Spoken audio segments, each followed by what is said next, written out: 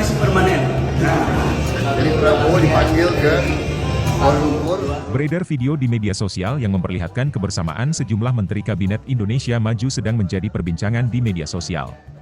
Dalam video tersebut tampak para menteri sedang bercanda dengan akrab di sebuah meja panjang sambil minum kopi. Tampak Menteri Pertahanan Prabowo Subianto yang duduk diapit oleh Menteri Perdagangan Zulkifli Hasan dan Menteri Ketenagakerjaan Ida Fauziah.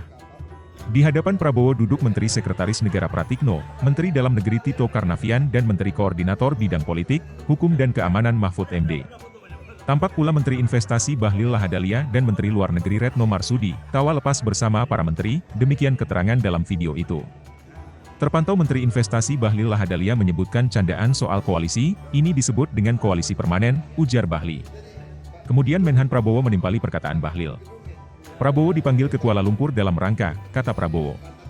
Membahas koalisi permanen, timpal Prabowo yang diikuti tawa para menteri lainnya.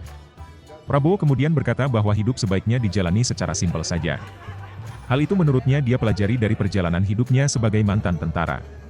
Itu tadi, hidup itu jangan dibikin rumit. Saya sebagai mantan tentara ya, keep it simple ya. Kalau sudah gabung di dalam satu kapal ya ikuti nahkoda aja, ujarnya.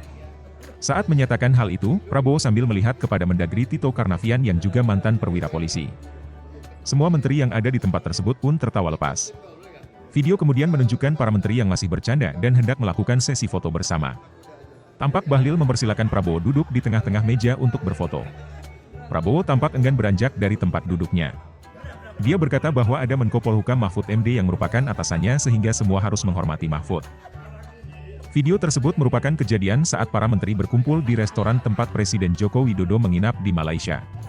Para menteri tersebut akan mendampingi Presiden untuk bertemu dengan Perdana Menteri Malaysia Anwar Ibrahim.